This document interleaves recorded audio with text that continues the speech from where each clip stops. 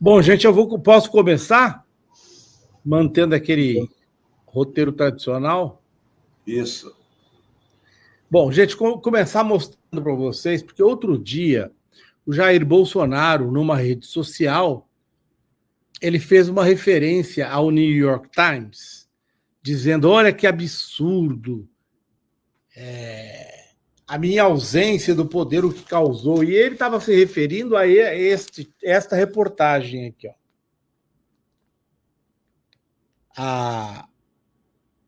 O ataque do Brasil contra a corrupção está sendo desfeito. O New York Times deu uma reportagem grande, bem lavajatista, o New York Times, né? Assinada por aqui pelo Jack Nickas e pela Ana Ionova. Então aí ele fala, né, que essa grande ação que era a Lava Jato, que ia limpar a América Latina. É engraçado. E eles apresentam como se fosse realmente uma ação de limpeza da América Latina que foi desfeita pela Suprema Corte Brasileira. É óbvio que eles ouvem, né, as pessoas, mas eu acho que o alvo principal foi o Dias Toffoli, porque eles ficam muito em cima das críticas ao Dias Toffoli em relação a empresa, que as ações dele mais recentes, quando ele tratou da Odebrecht, que agora tem um outro nome, o Novo Honor, né? Agora é a Novo Honor, e também da JBS. Então eu achei meio que uma reportagem que é assim, muito forte contra o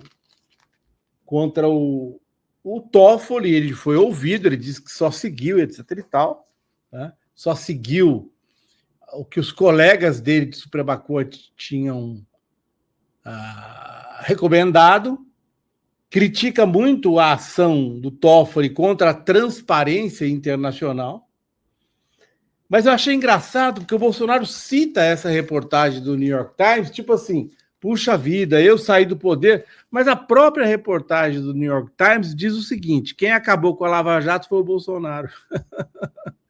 Quer dizer, ele disseminou isso nas redes sociais dele, contando que as pessoas não iam ler, né? Certamente não iriam ler. Mas quem é acusado de acabar com a Lava Jato não é o Bolsonaro, não é o Lula, é o Bolsonaro. Achei, de qualquer maneira, que o New York Times está com saudades da Lava Jato, né? Que demoliu grandes empresas brasileiras, ou quase, né? Uma das demolidas foi a Odebrecht, e a JBS também sofreu bastante, que são, por acaso, empresas brasileiras que tinham ou têm capacidade de competição no planeta. Então, acho que nada é por acaso no jornalismo. E fiquei curioso, esse jornal caiu na minha mão, né, e chamou muita atenção, viu, meu Ivan?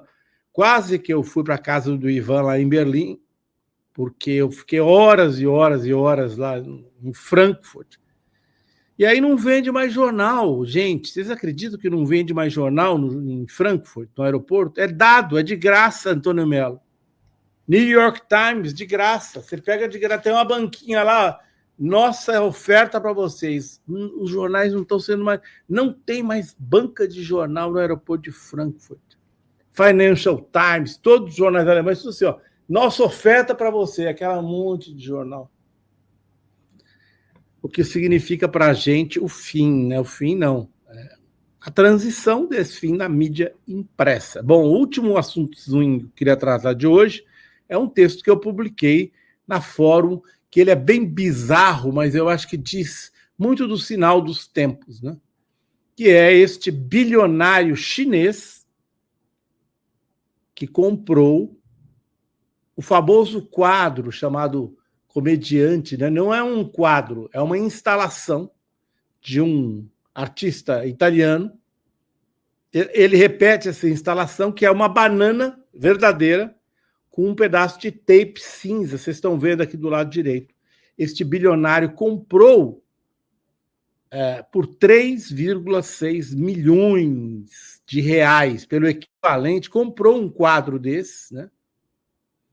Anunciou que ele vai comer a banana, e é bizarro, porque logo depois de comprar, certamente esse bilionário chinês estava a fim de aparecer, etc e tal, ele se tornou o maior investidor. Eu não sei se vocês se lembram do tempo em que a gente aqui na Fórum, durante a cobertura das eleições dos Estados Unidos, mostrou essa imagem feita por nossos colegas lá na Pensilvânia, da promoção do Bitcoin do Donald Trump. Aí o que esse bilionário, depois que comprou a banana, o que ele fez? Ele foi lá e investiu 30 milhões de dólares na Bitcoin do Trump. E o Trump, como é um cara muito malandro, por isso que é bizarro, né? O mundo de hoje é bizarro. O Trump é um cara muito malandro. O que ele fez, gente? Ele emprestou a imagem dele para uma criptomoeda. Emprestou a imagem dele. E aí é o seguinte, olha o acerto. Ele não tem responsabilidade nenhuma se estourar, se nada, zero. A responsabilidade dele é zero. Ele emprestou a imagem e tudo acima de 30 milhões de dólares que essa empresa ganhar, 75% vai para o bolso do Trump. Trump, que é o cara que vai tomar decisões sobre a criptomoeda. Ele já prometeu que o governo americano não vai vender, vai segurar o mercado. Quer dizer, gente, olha a situação em que nós estamos vivendo. O presidente eleito dos Estados Unidos vai ganhar dinheiro em cima de coisas sobre as quais ele vai decidir. E agora, como esse bilionário chinês, que inclusive tem ligações lá com a China, esse bilionário chinês foi lá, botou 30 milhões de dólares, e a partir de agora, então, tudo que entrar nessa empresa vai 75% para o bolso do Trump. Quer dizer, o bilionário chinês, o Justin Sun, que é agora o grande investidor do grupo, daquele grupo da criptomoeda ligada ao Trump, o que ele fez? Ele comprou a banana. Nós estamos vivendo um período muito maluco, o período dos bilionários, de comprar diretamente, compra como fez o Elon Musk, comprar influência. Ele foi lá e botou 30 milhões no negócio do Trump para ganhar dinheiro. E aí eu achei engraçado, porque é que o Justin Sun, ele posa de, olha, eu sou contra o Partido Comunista Chinês. Não, ele tem ligações com o PC chinês. E aí tinha um produtor rural do Brasil, escreveu uma mensagenzinha falando que ele é lá do interior, acho que ele é do interior de Minas, oferecendo um cacho de bananas ao bilionário. Então, assim, nós vivemos um mundo louco, e eu trouxe essa notícia porque o New York Times teve a pachorra, o cuidado jornalístico de ir atrás do homem que vendeu a banana, fazer o contraponto com o bilionário. É um homem que praticamente não enxerga mais, é um imigrante de Bangladesh, que é dono de uma banquinha, vendeu essa banana por 25 centavos de dólar, R$1,50, se transformou nessa loucura. Um cara que mora num sótão no Bronx, em Nova York, com outras 5, divide casa com outras 5 pessoas. Então, gente, trouxe esse caso bizarro apenas para mostrar mais um exemplo de como a gente está vivendo tempos impressionantemente malucos, né? Com o Trump, com o Elon Musk, com este chinês, o Justin, e outros bilionários que estão tomando conta do planeta. É isso aí. Boa, Zenha. Bom, vamos lá. Eu trouxe aqui hoje uma matéria da Ivan, claro. Só um pouquinho, só uma coisa. Eu ia falar, o Edgar Aptino. Te aconselho a comprar a criptomoeda mesmo do Elon Musk, a Dogecoin. O Edgar Aptino, eu achei que fosse ele que tivesse feito a oferta. Inicialmente falei, alguém de Minas mandando um cacho, mas não era o Edgar, viu? Eu cobri o nome, não era o Edgar Aptino. Boa. Bom, gente, eu trouxe esse artigo aqui que foi publicado hoje cedo na Folha de São Paulo, pelo Vinícius Torres Freire, para exemplificar um pouco para ilustrar como vem sendo a abordagem da mídia tradicional, da mídia comercial, com relação a esse corte de gastos que a gente estava acompanhando aqui agora, né? Antes do Fórum Mídias, o Mauro estava acompanhando a coletiva de imprensa do Fernando Haddad, detalhando as medidas contidas nesse pacote que visa cortar gastos para equilibrar as contas públicas, cumprir o arcabouço fiscal e tudo mais, né? Bem, a gente já explorou bastante aqui nesse Fórum Mídias, né, como a imprensa hereditária vinha pressionando, ecoando essa pressão do mercado para que o governo promovesse cortes em áreas essenciais que afetariam diretamente as pessoas mais vulneráveis, os mais pobres, né? A grande pressão era para se mexer em benefícios sociais, né? Se ventilar cortes no Bolsa Família, por exemplo, sobre desvinculação do BPC, né, o benefício de prestação continuada, do salário mínimo. Enfim, a pressão era para que os cortes fossem feitos principalmente nas áreas sociais, né? E aí ontem o ministro Fernando Haddad fez um pronunciamento em rede nacional de rádio e televisão, anunciando aí algumas medidas desse pacote, que estão sendo detalhadas agora nessa coletiva, né? Os números exatos e tudo mais estão vindo agora, nesse momento, já a Fórum vai trazer uma matéria bem completa, com o pacote completo e todos os números. Mas ontem ele adiantou, né? O Haddad adiantou nesse pronunciamento na televisão, e vocês viram qual foi a reação do mercado, né? O dólar disparou, ontem à noite ele fechou a cotação em quase R$6, né? Chegou a bater 6 em um momento, fechou a cotação em 5,91, se eu não me engano, dólar turismo chegou a 6,20, enfim. E aí a gente vai ver gente de esquerda criticando o pacote do Haddad, né? Falando que é austero, que tem arroxo e tudo mais. Só que a maior reação vem sendo da direita e do mercado, da Faria Lima, né? Se fosse bom para a Faria Lima, esse pacote do Haddad, né, o dólar não tinha batido os R$6, né? Então, a gente percebe que é um pacote que gera críticas à esquerda, porque acham que não deveria cortar, e à direita e ao mercado, porque acha que deveria cortar mais. O fato é que esse pacote não incluiu aí esses cortes em direitos sociais, em benefícios sociais, que era a principal demanda do mercado e, por sua vez, deste setor da mídia, que é representado pela Folha de São Paulo, Estadão, Globo e afins, né? Então, eu peguei esse artigo aqui para exemplificar a reação e como isso se espelha ali na alta do dólar, né? A mídia falando é o mercado reagindo, né? Você vê que não tem quase separação entre os dois. Olha o título dessa matéria. Haddad faz discurso de contenção de dano político e anuncia pacote por hora magro e com encrenca. E aí a Folha de São Paulo está chamando o pacote de magro. Por quê? Porque não teve corte no Bolsa Família, não teve desvinculação do BPC do salário mínimo, né? Não teve corte na saúde, não teve corte na educação, né? O que teve foi a isenção da cobrança de imposto de renda para quem ganha até R$5.000, que aí não é um corte, é uma medida compensatória ali que o governo traz, mas também é uma promessa de campanha do presidente Lula. Em 2022, ele prometeu essa isenção no imposto de renda para quem ganha até 5 mil, e ele anunciou imposto maior para quem ganha mais de 50 mil, ou para aqueles que faturam mais de 1 milhão no ano, né? Que representa uma parcela muito menor da população brasileira, né? Então, por que a Folha está chamando o pacote de Haddad de pacote magro? Porque está tirando dos de cima e não tanto nos de baixo quanto o mercado e essa imprensa estava esperando, e por isso o pacote é magro, né? Não que não esteja tirando dos de baixo, está. É um pacote de ajuste fiscal, né? Que vai sair de vários lados, mas o grande anúncio aí foi não ceder, na verdade, as principais demandas do mercado, encontrar alternativas ali de onde tirar esse dinheiro, de onde arrecadar e de onde cumprir esse arcabouço fiscal, né?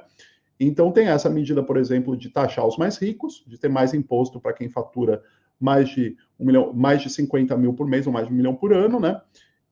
E aqui, vejam só, nessa matéria da Folha, eles citam ali essa demanda do mercado, que é a questão da desvinculação do BPC, né?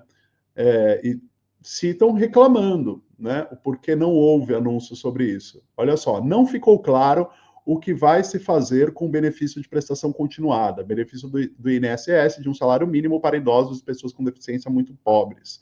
Não houve menção a despesas obrigatórias como saúde, mais do que esperado, ou com educação. Ainda se esperava alguma intervenção aqui. Vejam aí, eles estão falando, se esperava que tirasse da saúde, se esperava que tirasse da educação, se esperava que desvinculasse o BPC, mas não rolou. Não teve nada disso nos anúncios, e por isso a Folha de São Paulo chama o pacote de magro, né? Aí eles citam aqui, a medida que mais vai render é a contenção do reajuste do salário mínimo, que será equivalente ao reajuste da despesa do governo federal, vai reduzir o crescimento da despesa previdenciária, que mesmo assim, porém, vai crescer bem além do limite do arcabouço fiscal. Vejam só, a única medida que eles elogiam é justamente a que segura o crescimento do salário mínimo, que é justamente a medida que é criticada pela esquerda, né?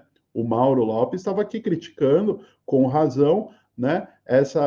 Você atrelar o salário mínimo ao arcabouço, ao teto do arcabouço fiscal, né?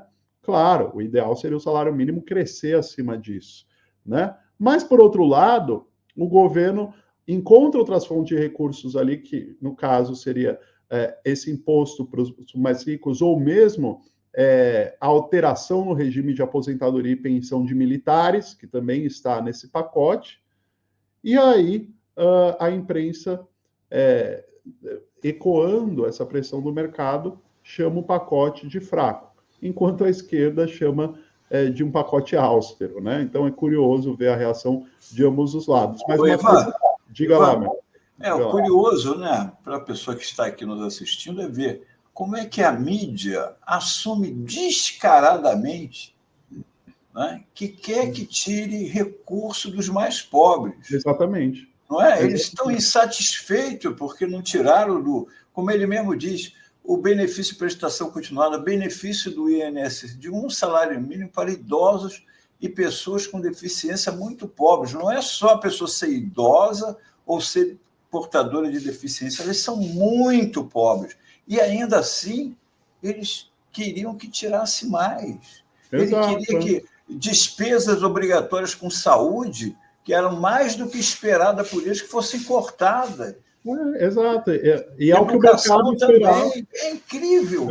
E é o que o mercado queria, e não à toa o dólar vai para R$6, né? Na noite de ontem, logo após o anúncio, o mercado especula, reage mal ao anúncio do ministro, porque não teve os cortes nas áreas que eles queriam, mas sim teve imposto para mais rico, né? E aí tem ali uma demanda desse mercado, que é a questão do salário mínimo, mas não é suficiente para eles. Eles querem mais cortes. E por isso é chamado de pacote magro, né? Enfim, aí eu trouxe aqui só um resumo do que foi apresentado aí neste pacote, né?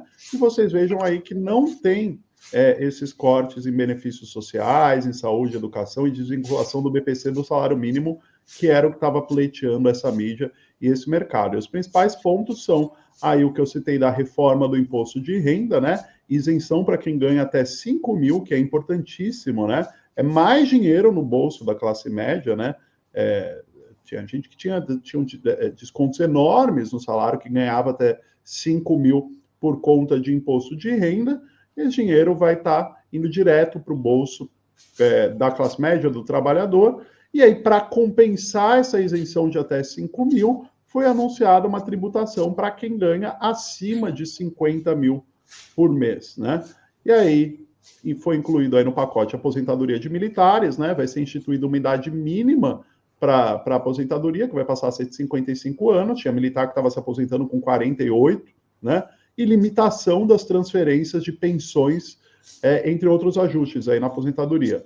A questão do salário mínimo, o que ficou claro é que o salário mínimo vai continuar subindo acima da inflação, mas vai ter um teto de acordo com a nova regra fiscal. Mas sim, vai ter aumento do salário mínimo acima da inflação. Vai haver a reforma do abono salarial, né, que é um benefício para quem ganha até 2.640. Vai haver um limite para o crescimento do montante global abaixo das regras fiscais para emendas parlamentares, e agora vai ser obrigatório que 50% dessas emendas de comissões do Congresso sejam destinadas ao Sistema Único de Saúde, né? Foram anunciadas ainda medidas para tributação de fundos exclusivos e paraísos fiscais, entre outras regras que estão sendo detalhadas nesse momento agora em coletiva pelo ministro Fernando Haddad. Mas a ideia era mostrar como nunca se agrada a todos, né, Zenha e Mello, né? Esse pacote está sendo criticado pela esquerda e pela direita, mas vocês veem que o mercado está muito bem representado aí pela Folha de São Paulo, Globo, Estadão e veículos afins que para eles tinha que cortar mais mesmo, né? É isso, Mello e Zenha. A Folha é o que eu tenho repetido aqui, não faz mais jornalismo, ela é uma empresa de lobby associada ao Dória. Eles fazem agora eventos com empresários e é lobby, apenas lobby. Eu hoje trouxe aqui para repercutir. Ontem nós e Ivan comentamos aqui sobre a reportagem do Henrique, que foi publicada um dia após a diplomação de Lula, em 12 de dezembro de 2022, e que teve à noite aquelas manifestações em Brasília com tentativa de invasão da Polícia Federal, que foi essa matéria aí. Exclusivo servidor da Polícia Federal, lotado na presidência, acusa o GSI, comandado pelo general Heleno, por terror em Brasília. Essa reportagem do Henrique, quem quiser, quem não assistiu ao Fórum Mídias, a gente sempre...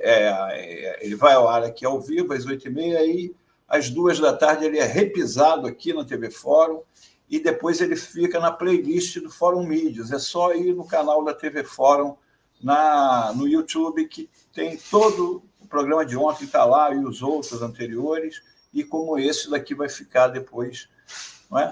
E que vale a pena você ver as revelações. E hoje eu estou trazendo aqui o seguinte: qual foi a repercussão disso na famosa mídia?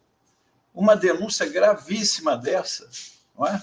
Mostrando a participação do GSI, de que agentes infiltrados foram os fomentadores de tudo aquilo.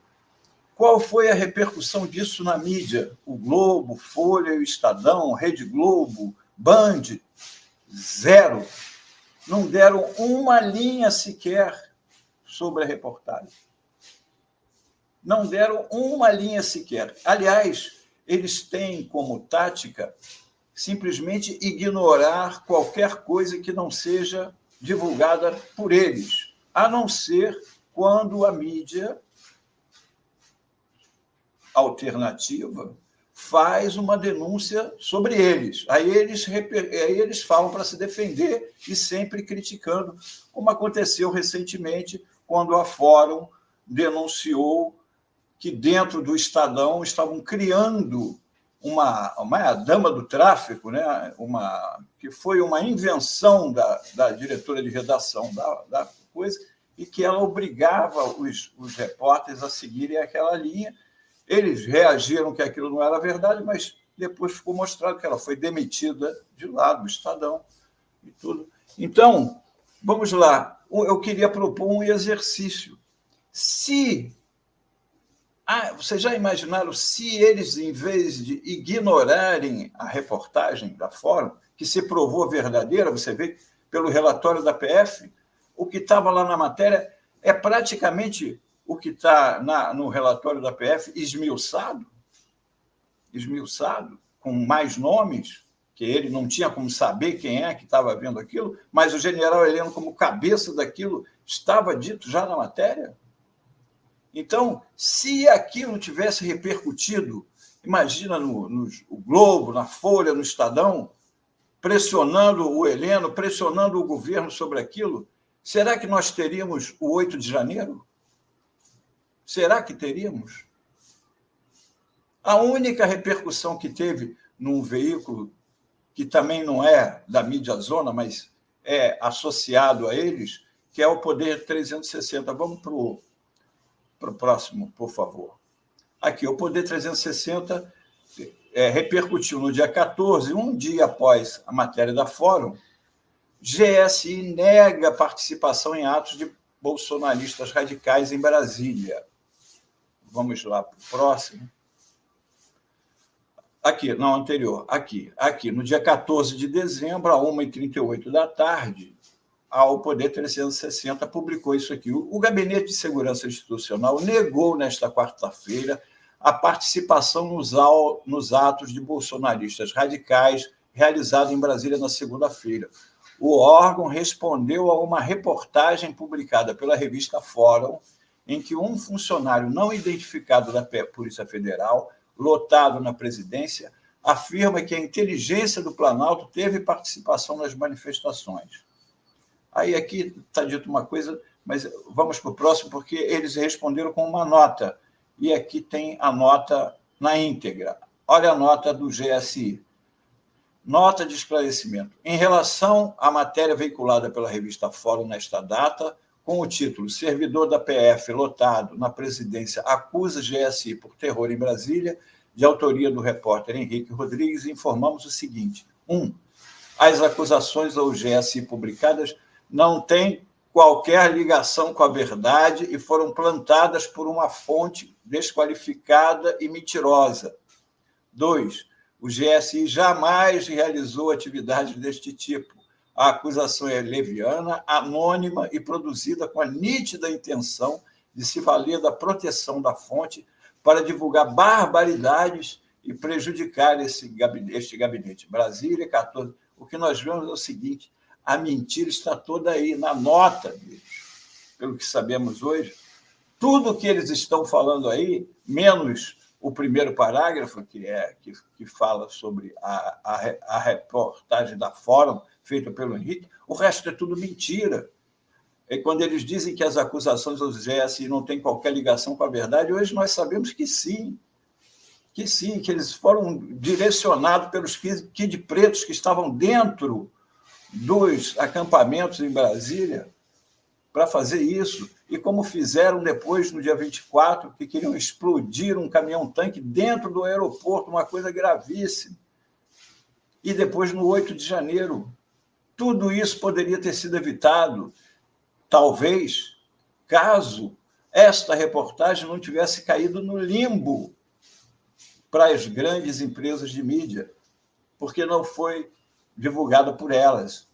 Então, você já imaginou a repercussão que teria esta reportagem se todos esses veículos tivessem ido para cima, cobrado Bolsonaro, cobrado o general Heleno, os acontecimentos daquele dia, e investigassem também? Será que aquilo dali não teria um fundo de verdade?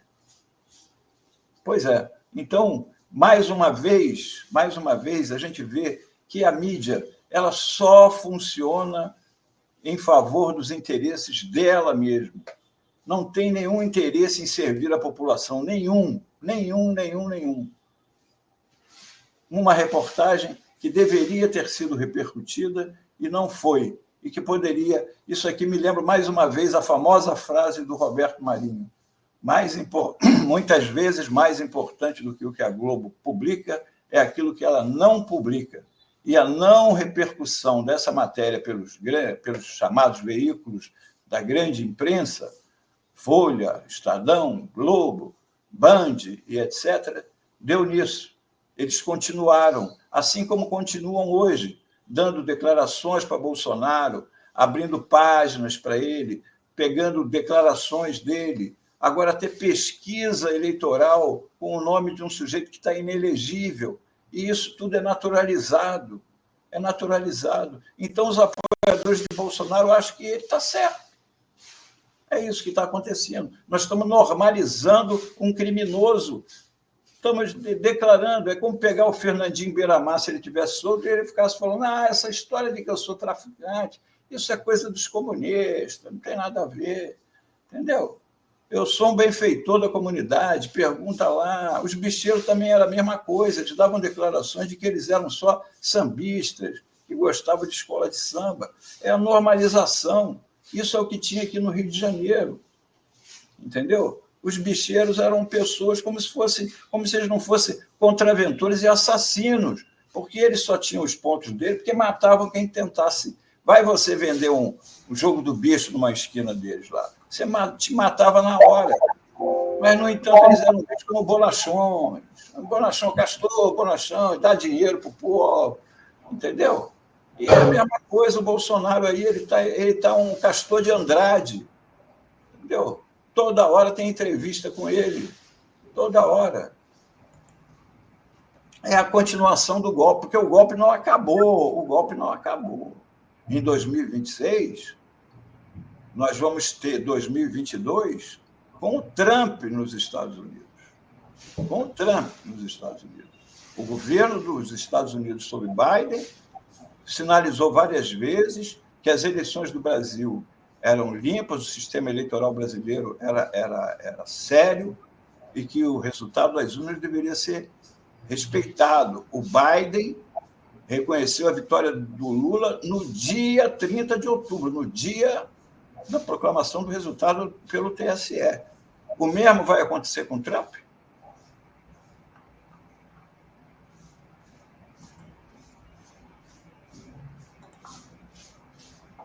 É isso aí, gente.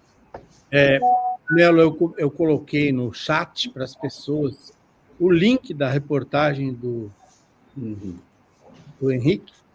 Também coloquei o link da nossa série documental O Golpe contra Lula. Já está em 755 mil pessoas. Então, quem não viu, vai lá. 1 milhão. Vai lá, viu, gente? A Fórum contou essa história, inclusive com uma participação importante do Mauro Lopes, que transmitiu ao vivo de dentro do Palácio do Planalto. Na verdade, eu transmiti, mas o Henrique e eu, na verdade, né? Quem fez o contato foi o Henrique.